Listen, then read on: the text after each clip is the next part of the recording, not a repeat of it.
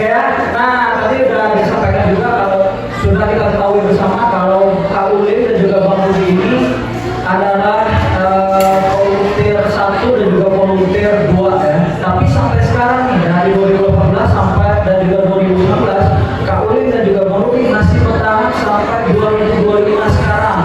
Nah itu boleh tepuk tangan. Ya.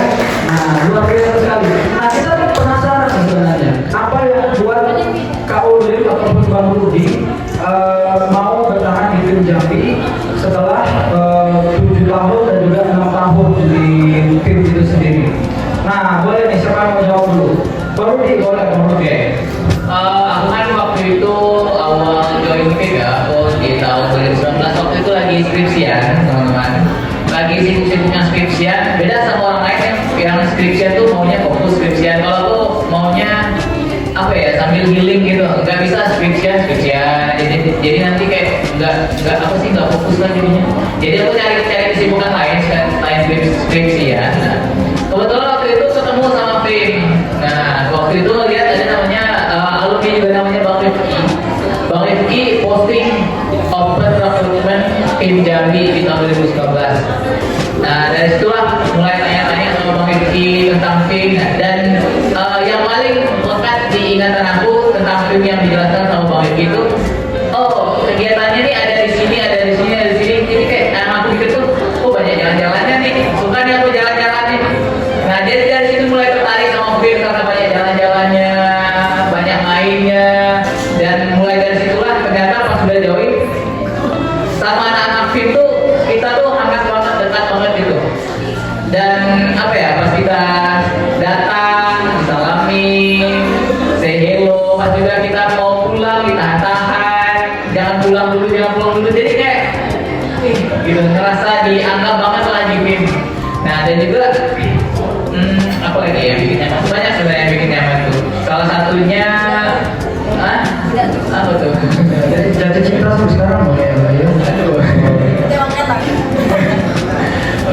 Nah, dan juga salah satu culture tim yang menurut aku apa ya, nggak ada di tempat-tempat lain tuh, kita kalau misalkan ngobrol itu sampai tengah malam, sampai jam 1, jam 2.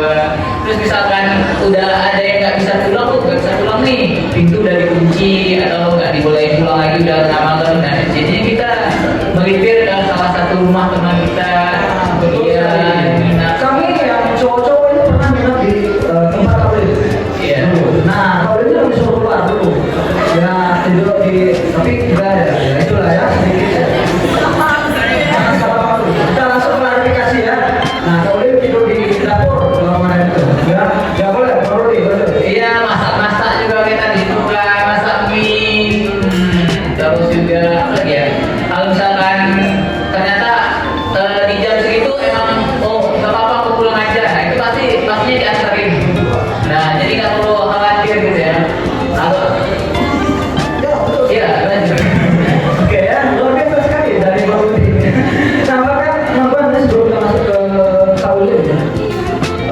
Kalau kita gabung tim Jambi, itu sebenarnya kita udah punya teman bukan cuma di Jambi saja, tapi juga dari Sabang sampai Merauke.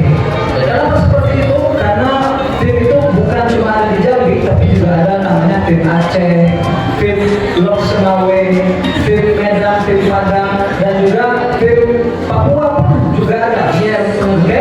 Nah, jadi teman-teman ketika mau jalan-jalan misalnya ke Bandung, tinggal hubungi aja tim Bandung kayak gitu.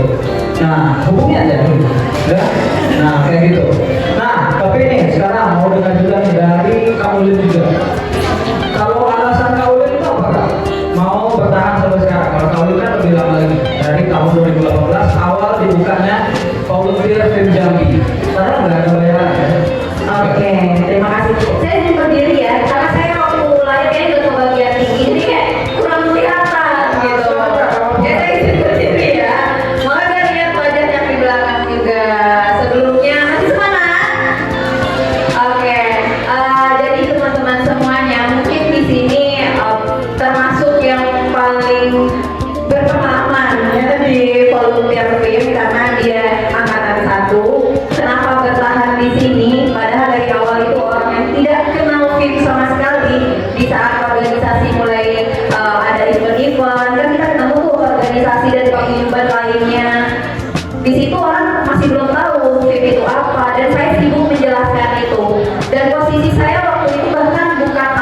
sama sekali, sehingga masuk ke pengurusan gitu.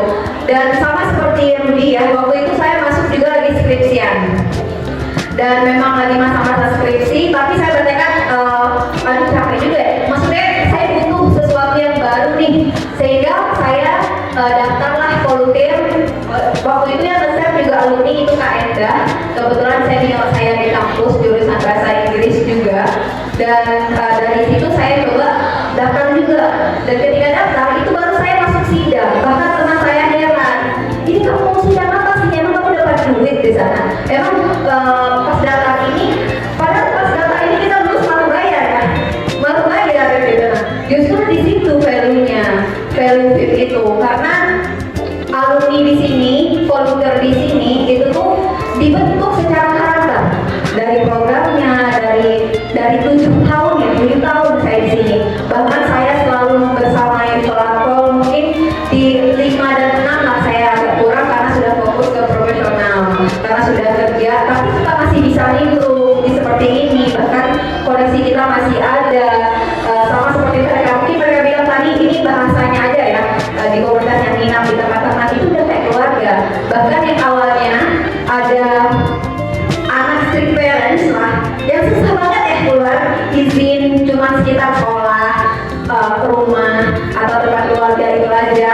Tapi di film ini akhirnya anak strict parents ini dipercaya oleh orang tuanya. Kenapa? Ya karena kita nih teman-teman film ikut main ke rumah anak strict parents tadi gitu. Kita main di sana, kita jelasin komunitas kita ini seperti apa gitu. Nah akhirnya orang tuanya percaya. Bahkan ketika tahu anaknya keluar sama film, udah jam 1 pulang percaya. Perempuan, bahkan kan kok perempuan ngapain sih kalau jam 1 ngapain gitu. Ternyata kalau keluarnya sama anak komunitas, mereka punya kegiatan loh. Kayak tadi malam, ini aja dekornya sampai jam berapa, persiapannya seperti apa gitu. Ada relasi di situ. Bahkan yang menghubungkan saya itu sebenarnya film juga. Sedikit ini agak sombong lagi boleh ya. Jadi karena organisasi dan komunitas ini penting, film yang terutama alumni-alumninya itu adalah alumni yang mereka baru lulus tapi berdedikasi untuk komunitas ya. Dan di situ saya bisa ikut daftar PPAN, pertukaran budaya negara, daftar PPAP. Dari situ kita bisa lah meraih prestasi yang kita inginkan tadi. Yang awalnya oh ini bayarannya kita bisa jalan-jalan tanpa dibayar duit sendiri, tapi dibayar oleh pemerintah gitu. Nah itu berawal dari organisasi-organisasi seperti ini, begitu mungkin singkatnya. Oke, luar biasa sekali tadi disebutkan. Kita lebih banyak bahas ke kultur film aja kan ya, bukan ke kegiatan-kegiatannya lagi, karena kayaknya kalau kegiatannya udah bisa lihat di IG sosial media Film Jambi, tapi kebiasaan-kebiasaan di Film Jambi itu bagaimana? Itu juga yang perlu kawan-kawan juga harus ketahui juga, supaya nanti nggak kaget ya nanti kalau udah memang officially join kayak gitu.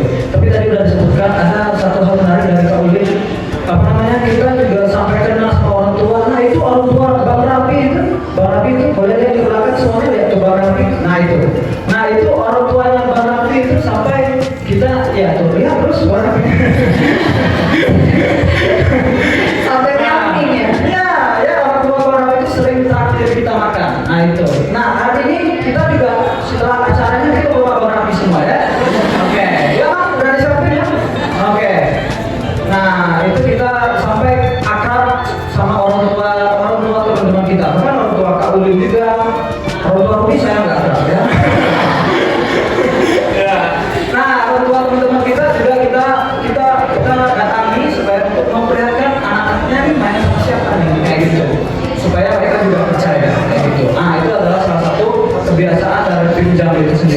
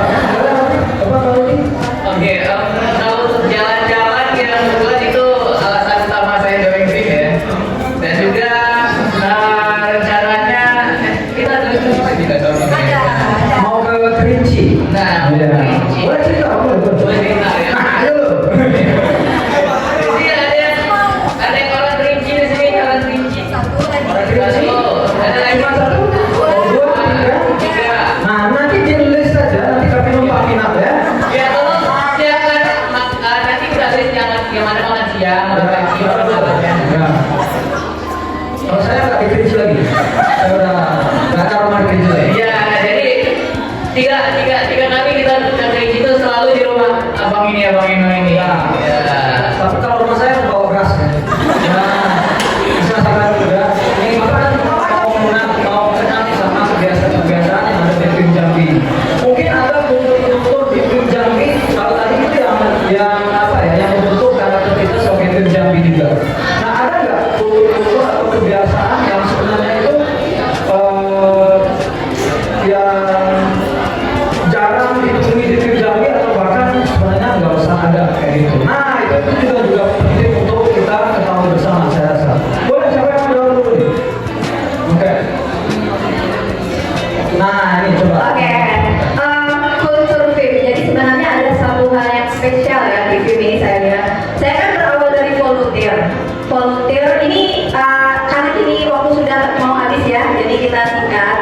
Intinya ketika saya jadi volunteer, saya termotivasi untuk jadi alumni karena ternyata ada koneksi yang lebih besar gitu ya, lebih besar di sini. Dan itu saya ikut pelatnas pelatihan nasional itu kan di Jakarta.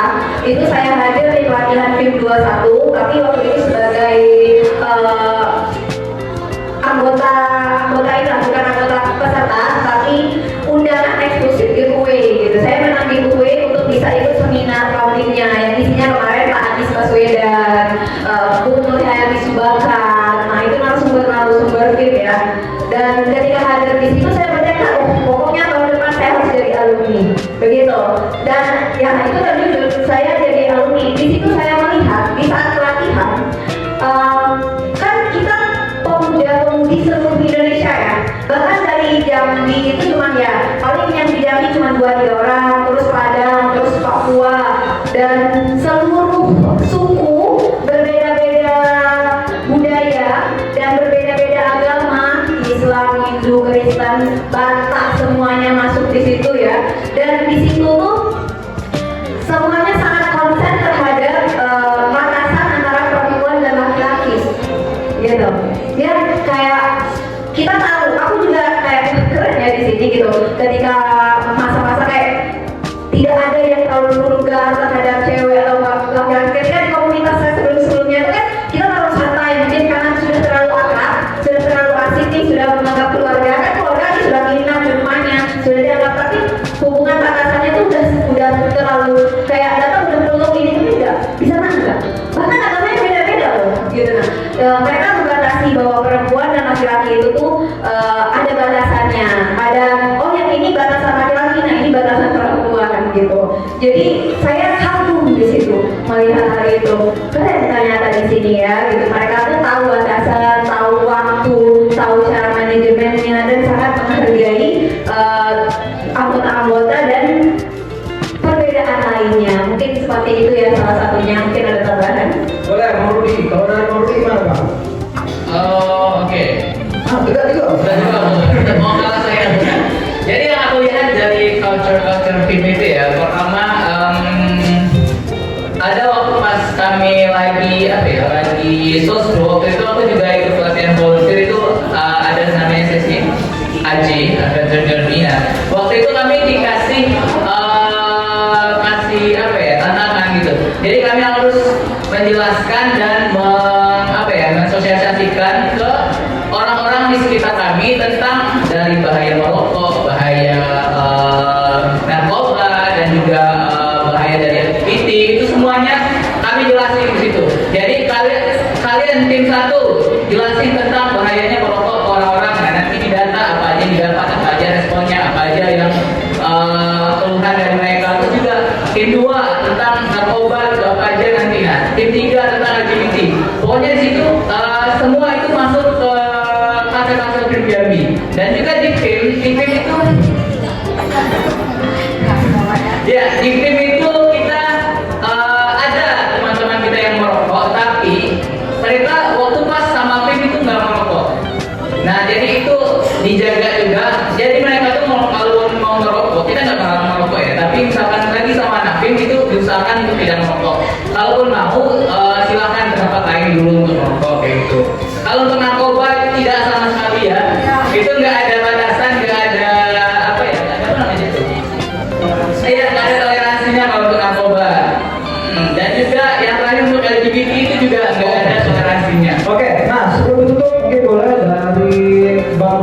KUL menyampaikan closing statementnya. Pesan-pesan untuk calon volunteer atau udah volunteer sekarang ya, volunteer Film Jambi batch 7. Oke, siapa duluan nih? Oke, silakan kalau Rudy karena udah pegang nih. Oke. Dari aku untuk teman-teman semuanya, semoga kalian nyaman di keluarga baru ini, semoga kalian nggak canggung, semoga kalian apa ya, berteman dengan baik dan tidak bermusuhan, apalagi mengajak orang lain untuk memusuhi orang lain. Dan juga oh ya, aku ada fun fact nih di PIM. Kalau misalkan kalian baru join ke PIM, kalian nggak tahu mau ngomong sama siapa, kalian nggak punya kenalan di PIM, kalian boleh temuin ada namanya Bang Eno, Bang Raffi yang di belakang, ada Bang Barot lagi nggak hadir, ada Bang Ardi juga lagi nggak hadir, ataupun aku. Pokoknya kalau kalian sendiri nggak punya teman ngobrol, kalian temuin aja salah satu dari 5 orang itu, pasti kalian diajakin ngobrol. Seenggaknya kan dia bisa hello, ditanya-tanyain, diajakin ketawa juga. Nah, tapi kalau NJW, coba aja nanti dijelasin sama Kak Ulin coba. Nah, sama Kak Ulin bisa, sama Kak Nadia juga bisa. Pokoknya intinya kalau kalian bingung, aduh aku nggak mau lah join di film, nggak kenal siapa-siapa, penuhin aja kakak-kakak dan abang-abang yang tadi disebutin. Ya, betul sekali. Teman-teman cukup hati-hati sama Bang Raffi aja ya. Nah, Bang Raffi itu sering pinjam duit soalnya.